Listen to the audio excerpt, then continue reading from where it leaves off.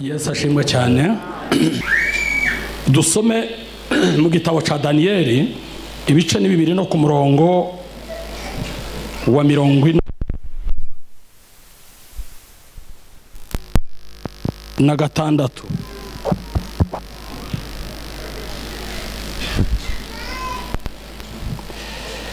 Igitabo ca Daniyeli 2 no ku murongo wa 46 niho tugiye gusoma muri kano kanya. Ibice 2 no ku murongo wa 46 urasoma ugeze ku murongo wa 49.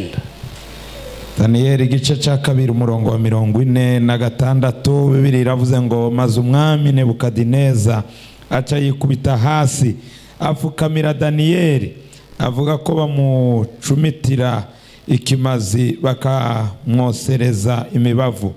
Nuko umwami abwira Daniyeli ati nukuri Imana yanyu niyo Mana nyamana, niyo shebuja w'abami, kandi niyo yishura amabanga, kuko ushoboye guhishura iryo banga. Maze umwami akuza Daniyeli amuha ingabire nyinshi zikomeye, amuha igihugu muri Babuloni no kuba umukuru w'abaganza abanyabwenge bose b'i Babuloni. Maze Daniyeli asaba umwami ngo Shaduraka na Meshake na Abudinego bamutwarire muri ico gihugu cy'i Babuloni, ariko Daniyeli aguma ibwami. Amen. Amen. Asante sana. Yijane hariya mikrofone. Dushimiye Imana muri iki gitondo cy'uyu munsi wa none kuko tubaye imbere y'amaso y'Imana. N'ubuntu bw'Imana bukomeye cyane gutekereza kuza gusenga kandi ukabona Imana ibikugejejeho. Imana ihabwa icyubahiro.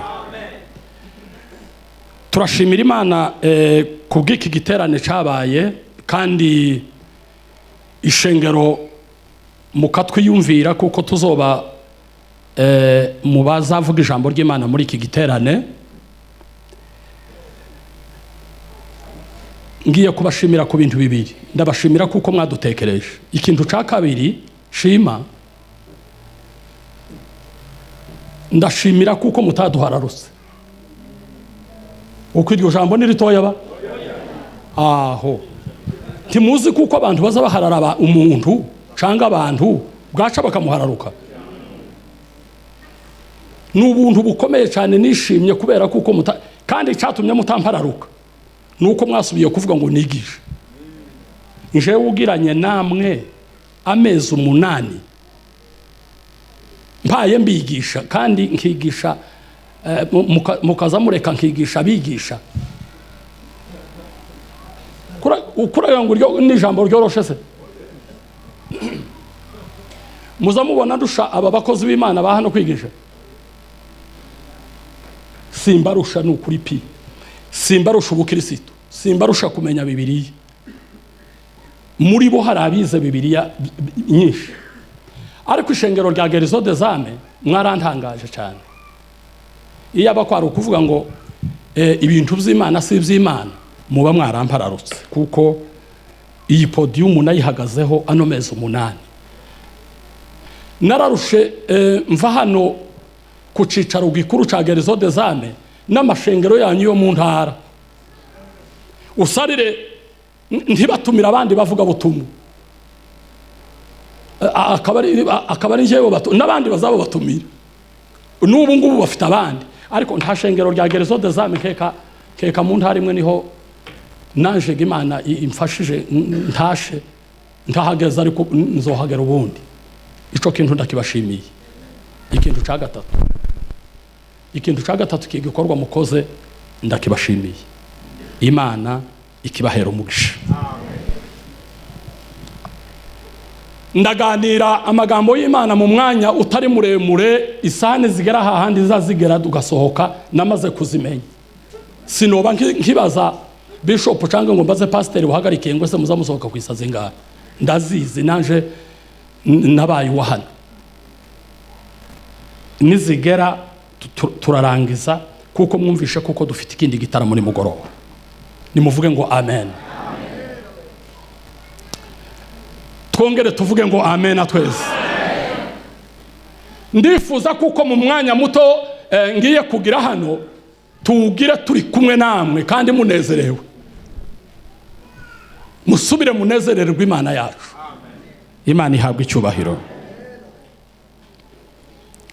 Ko turaganira hejuru y'amagambo yitwa gusenga, kandi kuwa kane twarayumvise, kuwa gatanu turayumva, ejo kuwa gatandatu turayumva, n'ubu ngubu twayumvishe, no mu wundi mwanya turaza kuyumva.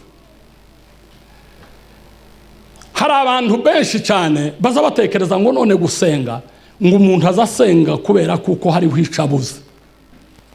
Ni ukuri sibyo. Ubuzima bwo gusenga ntabwo ari ugusenga usa n'uhaye usegerereza. Ntabwo ari ugusenga ufite icyo uhaye usaba. Oyaye. Sinzi niba hari umuntu ufite indirimbo zo guhimbaza Imana zo mu Kirundi. Hari ufite igitabo cy'ikirundi? Bakukintiza da. Dore uko ibihe byo gusenga, ibi bihe turimo, uko uyu muririmbyi yaririmbye.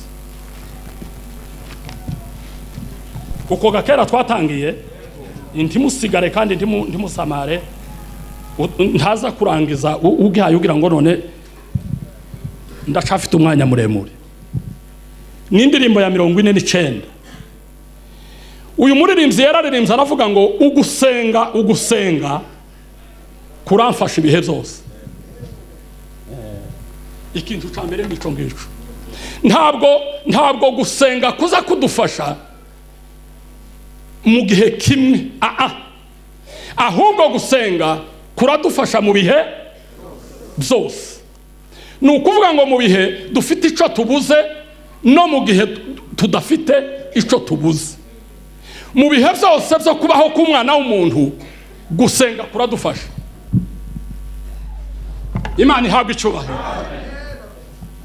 Hariya mu ndirimbo zo guhimbaza Imana aho haravuga ngo mu bihe nsenga Uwiteka, ngo bintarura mu mpagarara. Umutima uhagaze uhaye uvuga ngo ese ibingibi bizogenda gute, ibingibi bizogenda gute.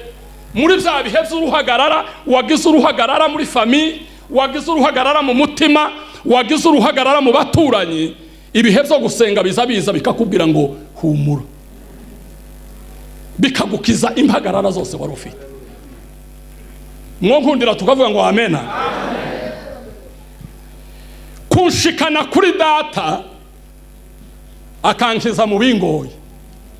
Ariko cyane nkundira ijambo rivuga ngo kuza kunshikana kuri data. Nta kindi kintu cyo gushikana ku Mana ngeretse gusenga. Kandi iyo ushitse ku Mana, reka nguhereze umugani.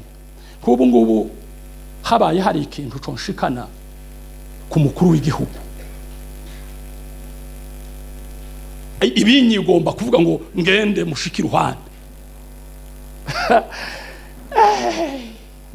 Uwo munsi nukuri kw'Imana no kubwira nti ariko uko wari usanzwe unzi ntaba ari kuguma kumfata. No kubwira nti uyu munsi nabaye uwundi muntu, kuko mba negereye ubundi bushobozi kandi bwifuzwa. Nimuvuge ngo amen. No gusenga ni ikintu kiza kiguhereza lift, kikakujana kikakugerana kuri data.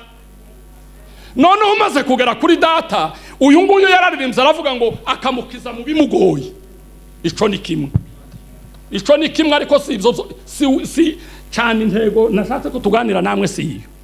Kandi Satani yanteye akansuka uburyo bwose, ibiheta ngabo kenshi, ugusenga kuramfasha. Muri iyi si hari umuntu Satani itazitera. Aho ubwo ari nta muntu Satani yotinya izidutera twese. Dukwiriye kuba mu bihe byo gusenga, kuko igituma data agukiza akagufasha akagutabara ni ugusenga konyine. Igice cya kabiri igice cya kabiri yaravuze ngo wagusenga yari ko guhamagara nkuko kumuntu wagusenga ngo amababa yawe ajana ibyo nsaba kuri data ngo kandi aba yiteze kumpa umugisha. Noneho yafashe gusenga nka bene kwa kundi kw'ikintu gifite amababa. Aravuga ati kiza cyamara gushika gusenga nkagenda nkakurohamwe byose. Ni gusenga ni ikintu ntabwo ari ugusaba. Noneho amababa yo gusenga akabijana gusenga kukaguruka. Nigeze gusoma gatabo kitwa ngo ni mirima ya Kongo, ngo ni maombi ya kuongoa milima. Nimuvuge ngo amina. Maombi ya kuongoa milima, amasengesho yo gukundura imisozi ni bibazo bikomeye cyane. Aravuga ngo wakati ninapoomba Mungu ngo siwezi kuyatatua matatizo ya kiteolojia. Ngo lakini jukumu kubwa la muamini ngo ni kutupa makombora kwenye milango ya mbinguni. Imani habwa icyubahiro. Aravuga ngo mu gihe nsenga sibene kwa kundi baza bavuga ngo ukwiriye gufata position yingiyi. Tugakunde kuko abantu baguheza position gusenga. Hari umuntu wo kubwira ngo ufukame ukazubabara amavi wazugira ngo urapfukama ukumva muri ruhinzemo ugashanya ibizo umwuka wo gusenga ukakuvamo. Senga position uzawumva ushoboye.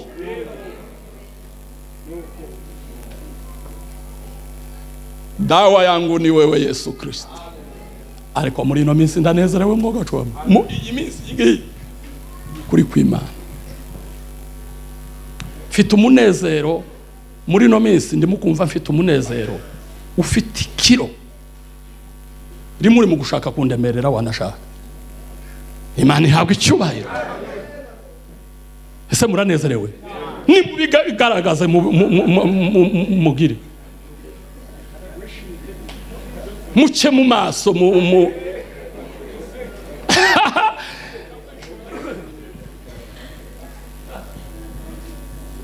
amababa yawe ajana ibyo nsaba kuri data. Imana ihabwa icyubahiro. Gusenga ni ikintu kitazagitenguha. Ariko wewe uko nguko uzubona uhagaze aho ngo atari ugusenga wogera imbere y'Imana gute? Imana ihabwa icyubahiro. Yararirimbye aravuga ngo ko ari we nziga ku buntu sinzoreka kumusenga. Nzomukorera amaganya ntazokwanga kunduhu yangira ikise nawe. Imana nta kandi kazigira ntizidandaza nta kandi kazi zikora.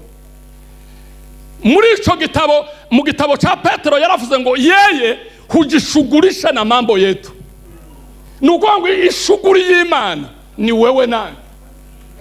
Umurimo Imana igira nukumva ivyo usaba Imana yamara ikagira gute ikavyitaho. Hujishugulisha na mambo yangu. Kandi ubwo Imana yiteguye gushugurika n'ivyanje. Ivyanje birashugurikiwe. Haleluya.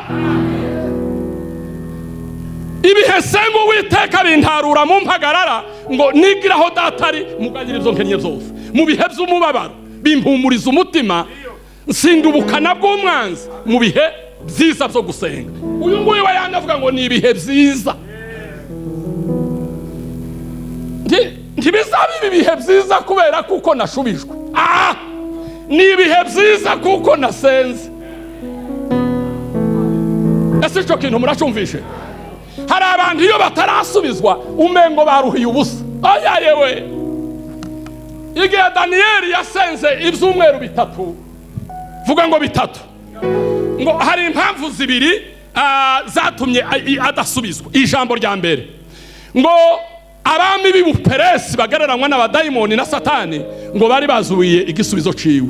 Ikintu ca kabiri Imana ngo yaravyihoreye ngo igume yumve gusenga kwa Daniel. Ngo gusenga kwa Daniel ngo kwari kumeze nka kurya kumubafu humura neza. Kandi ngo Imana iravuga ngo haba nubwo ntamusubiza ntareka. Hari abantu bamwe baza basenga Imana igatabara ati ubwo ngizi bahata gasenga reka musubiza atareka. akavuga ati noneho naka nawe yasenze, hakaba abandi, vuga ngo hakaba abandi, haba naho yogira umwaka itagushubije, Imana ihabwa icyubahiro, ikavuga ngo haba nubwo ntamusubize aragira gute. Abo nibo banyamasengesho rero. Gusenga, Dawudi yaravuze ngo Mana, ngo mu gihe nzoza mvuga, haleluya, ngo biza bikubera umubavu humura neza mu gihe mpaye nsenga, ngo no mu gihe nateza amaboko, ngo amaboko yanje azamera nka kujya kw'igitambo cyane mugoroba. Ijambo ry'Imana biravuga ngo hahirwa abagabo cyangwa abagore ngo baze basenga bamanitse amaboko. Ninja kurangiza turasenga tumanitse amaboko, tuza dukora uko Bibiliya ivuze, nta kundi kumvira ni bene uko nguko. Nimuvuge ngo amen. Icyagatatu,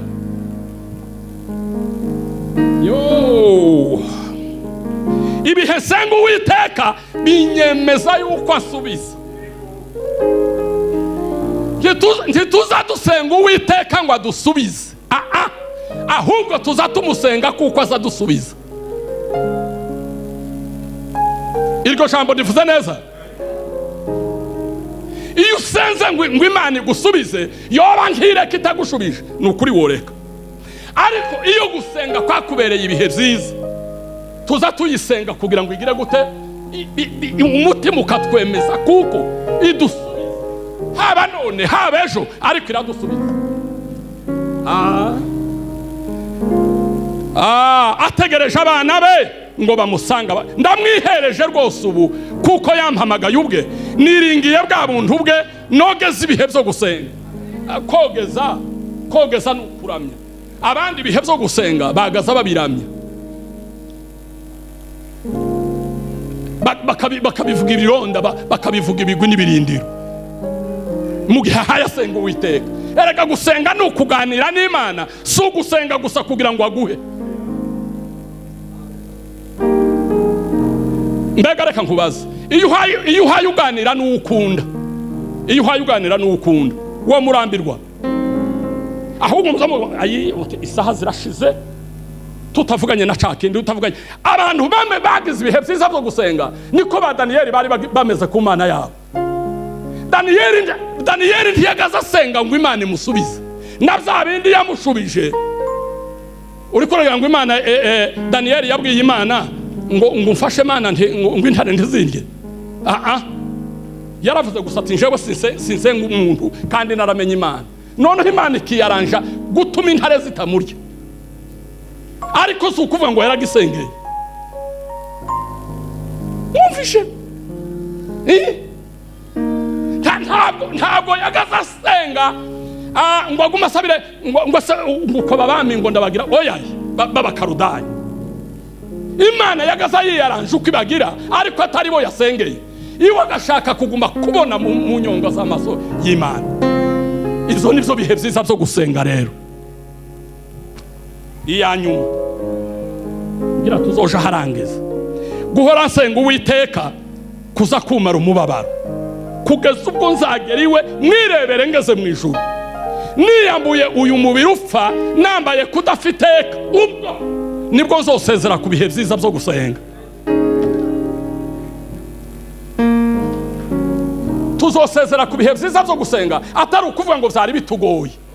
Ni nkabene kwa kundi ko gutandukana n'umuntu wari ukunze cyangwa ukumbuye, uzuvuga uti bye, ukagenda batera intambwe zibiri ugahindukira uti bye, kandi wanaruhaga ukanarira uti bye. No gusenga haba naho tuzoba tugiye mu ijuru, tuzoza tuvuga tuti tugiye mu ijuru, ariko gusenga bye. Nitugenda haba nubwo tuzoba twegereye Imana, tuvuga bihe byiza byo gusenga, twabanye neza.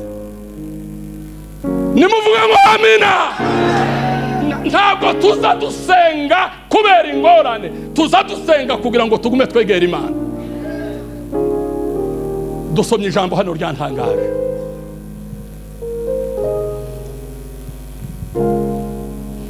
Reka mbwira abakristo rino jambo. Bavandimwe, ibyo dukeneye ku Mana, umuntu ngiye kurangiza, ngiye kurangiza. nariko ngira ngo niyenda harasigara kanya gatoya tube nk'abaririmba narabaririmba ariko ntaco turaririmba ni mugoroba umva munuvegeye kurangiza sibyo ivyo dukeneye ku Mana biri mu byo dukeneyeho nimuvuga ngo amina ivyo twebwe dukeneye ku Mana kuko yo duhereza biri muzo idukeneyeho ngo dukore nukuvuga ngo ivyo Daniyeli Imana yari imukeneyeho kuko agumana nayo nimwe yasanze ivyo akeneye. Imana nimba ikeneye kuko dusenga nukuvuga ngo ivyo dushaka natwe biri mu gusenga kuko twakoze ivyo dukeneyeho. Amen. Imana ni guhamagara dore Imana ni umwuka d'abord nta kwimana yosoza ikintu mwisi kandi ari umwuka nico gituma izikenera umuntu wambaye umubiri. Iyo ikeneye umuntu wambaye umubiri nta handi yohurira nawe ni mu bihe byiza byo gusenga. Ese ko turumva yemwe sawa Imana ni umwuka nta shusho yayo yogaragara mwisi nico cyatumye Imana ivuga ngo nzobakenera kuko ndi mu mwuka kenera umuntu ufite umubiri kugira ngo afashe abandi bafite imibiri ariko mu mwanya azoba yakoze ico nshaka nzigaragariza muri we nka azohinduka jewe. Sawa sawa yewe mwewe reka nkubwira ingorane tugira iyo Imana impamagaye jewe Mathias nkunda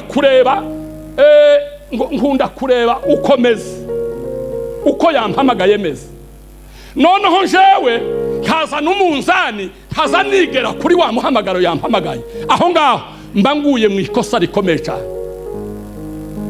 Ntukigere ku munzani n'umuhamagaro wahamagawe ahubwo uzogera Imana ku munzani wa muhamagaro yaguhamagaye. Imana niyo ingana n'umuhamagaro yaguhaye ariko njewe sinungana n'umuhamagaro Imana yampamagaye. Iteka ryose nzobona afite intege nkeya kuko Imana yampamagariye kugira ngo mbashe rero gusingira za mbaraga z'Imana dukorane nazo nuko nja mu bihe byiza byo gusenga. Icyatumye uyu mwami Nebukadinezari aramya Daniyeli niki nuko Daniyeli yabaye mu bihe byiza byo gusenga. Imana ihabwa icyubahiro yaba muri bya bihe byiza byo gusenga noneho Imana ibona uko imujamwe yakora ikintu bakabona nticokorwa n'umwana w'umuntu ngo Nebukadineza yagiye kumuramya ngo yikubita hasi arubana ngo aravuga ati nimugende muzane ikimasa ati dutambira Imana ibitambo uyu ni kumurashari ko mubona mwebwe ari Daniyeli kandi birya ni ukuri gusa ntitwokwemera gutambira umuntu igitambo ariko yari yabonye Imana imurimo. Iyo Mana yamubayemo kubera iki rero kubera ibihe byiza byo gusenga. Imana kugaragara iri muri twebwe biraruta iby'Imana yompera mu masengesho.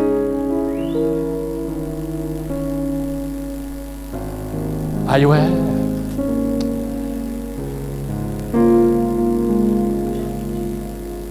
subiramo nasenze Imana ikagaragara muri jewe biraruta iby'Imana yompera mu masengesho shaka kuko Imana yagaragaye muri jewe ntabwo nohabwa ibyo nosengera izi mperezi biruta ibyo nsengera. Ntabwo Daniyeli umwami Nebukadineza yomuramije haba na rimwe kandi ari umunyagano. Babivuze neza nasanze babivuze ndagira ngo baravuze ngo nibigabo babivuze umurefije iyi nation zini abangaba bahase ifite amategeko arengera abarefije ariko umuntu wafashwe amateka nta mategeko amurengera ariko abangaba baragiye baba mu mwanya wo gusenga. Imana nayo iragenda ibinjiramo bagaragaza Imana mu gihe kibi bari barimo. Abami ntiba bakabaramya baje kubaramya bagapfukama bati nimugende muzane inka rero dutange ibyo ngibyo wavuga ngo none ni mu gihe cya kera, reka mvuge mu gihe cya bugufi. Kandi Eric arasoma namara n'amasenga turangize dutahe tuje kwitegura igitaramo. Soma mu gitabo cyo byakozwe n'intumwa Eric turangize da. Ibi bintu birakomeye, birakomeye. Igitabo cyo byakozwe n'intumwa 4:11 urasoma ube nkuyigira hepfo.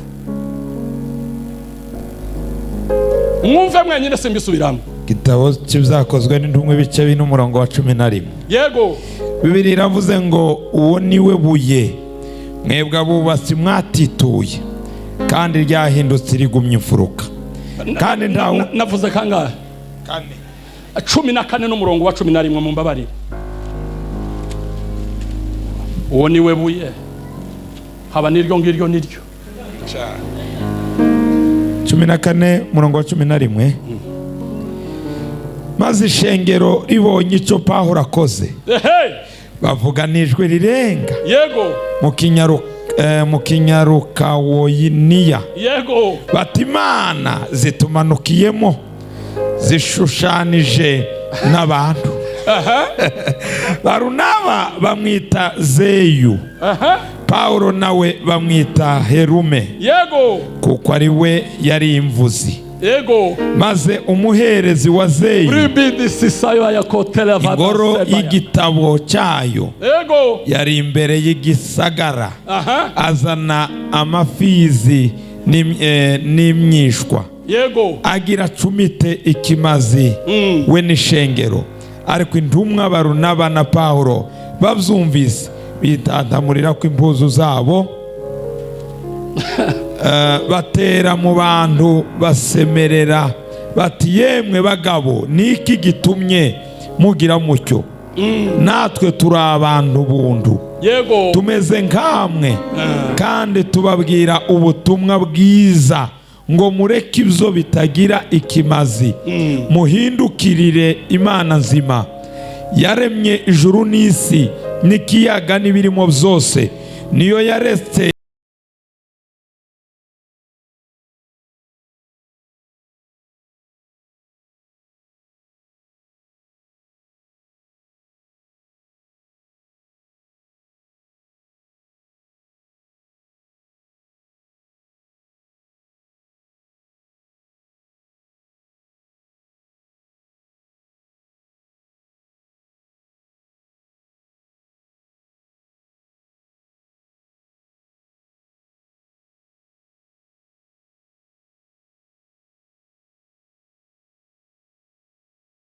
antu hitwa Lusitira. Lusitira ngo hari umuntu uremaye nabi cyane, ubisome haruguru. Pawulo arahagera yari kumwe na Barnaba. Nimuvuge ngo amen. Amaze kuhagera basengera ico kimuga, uwo muntu wari umugaye arakira. None abantu b'i Lusitira yari umuntu ufite ubumuga. Lusitira hose bari bamuzi. Amakuru aranyegetanye mu makaritiye yose. Bati ese muzi kuko wa muntu wari umugaye hariya yakize? Abandi batitu bati muzamuvuga bikaye ibindi mubireke. Wa wundi ari mubokira bati nukuri yakize. Batase yakishijwe nande? Barirukanka amatikararihwa baraza baje kumureba ngo bamare gushikanyira basanga yakize. Batase ninde wamukishije? Ati naba bagabo. Ati nuyu Pawulo na Barnaba. Amaze ngo barasemerera mu kivugo cy'iwabo ngo baravuga ngo Imana zatumanukiye ngo zishushanyije n'abantu. Yo nimwumva abantu bataza basenga uko bazabamera. Noneho abanyamasengesho bo ni ngombwa ngo Imana ibamanukemo. Imana ihabwe icyubahiro ize gukora ibyo ikwiriye gukora. Abandi bati nimureke kuguma gusemerera, nimugende muje kuzana ibimasa. Bati ibyo ngibyo nabyo ni ibintu se byo kwigaho. Uwo munsi Pawulo ngo yarigishije Lusitira. Imana ihabwe icyubahiro. Abwira abantu b'i Lusitira atese muzamubwira ngo iyi mvura izigwa imyaka ikamera mu karya, mwagazamubwira ngo ni iyi. Bati njyewe na Barnaba turi abantu, ariko Imana idukoreramo kubera ubusabane tugirana nayo n'amasengesho. ngo bavuga gutyo ngo bazana imyishwa n'imigozi baba bataye muri bya bimasa ngo barabisinda bati ni mu bicumite, bati ni mu bicumite mutambe, bati uyu nguyu Barunaba, bati ni Zewu, bati naho Pawulo ni mumwite Herume. Herume niyo yari imana y'Urusitiri ikomeye, bati uyu nguyu nibo wari kurusha uwabo kuvuga, ngo baravuze ngo Pawulo yari imvuzi. Ntiyari imvuzi ivuze, yari imvuzi y'ubutumwa. Imana ihabwa icubahiro. Noneho Pawulo ngo asohokera mu bantu ati nimureke kwica ibimasa, ntabwo turi imana, twebwe turi abantu, nimuze mbasobanurire imana ariho. Ni ukuvuga ngo abantu b'Urusitira bari barengewe. Igihe kiraje kandi kirasohoye, ubwo abanyamasengesho bagiye gutuma abari mu isi n'abaturanyi babo n'abandi barengerwa. Nimuvuge ngo amina.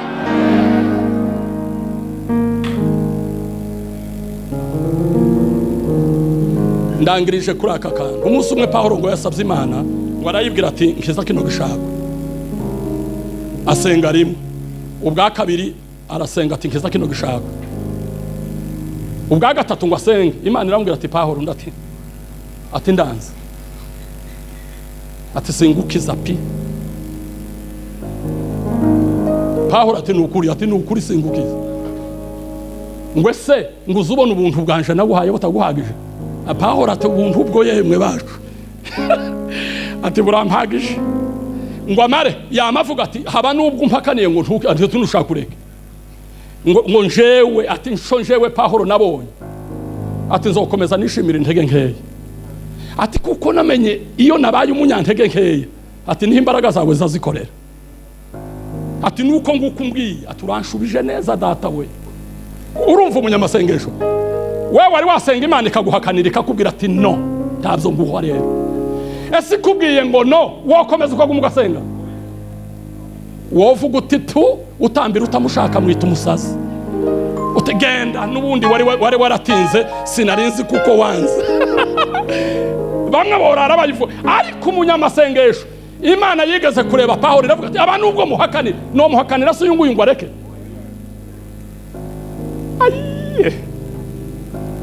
Nimwakira ijambo ry'Imana.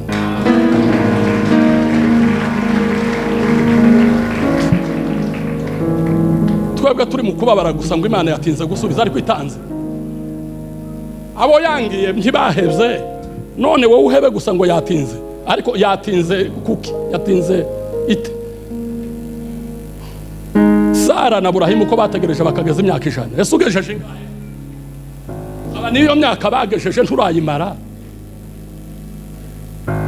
Pawulo we yaramuhakaniye, aravuga ati uri kurega ngo nagaza ngusenga se ngubwo wanemereye. Ngaba bagabo baba mu bihe byiza byo gusenga. Mana ya Ibrahimu na Isaka na Yakobo, Mana yanje kandi mwami wanje, uduha ubuntu bwo kuba mu mwanya wo gusenga no kwinginga no gufashwa nawe. Ndagushimiye kubw'ibihe byiza uhaye uduha, ndagushimiye kubw'ijambo ryawe, ndagushimiye kubw'indirimbo, ndagushimiye kubw'amasengesho. Aba bantu bicaye ahangaha Mana, uzi ingorane zabo n'ibyo bashaka n'ibyo bifuza n'ibyo bagusaba n'ibyo bagushimaho. Utugirire neza nk'uko imbabazi zawe zingana, kandi ubushake bwawe aba ari bwo budukorera byose. Tubisabye mu izina ryera rya Yesu Kristo, tugukomera amashyi kuko ubyemeye ku bwawe Yesu.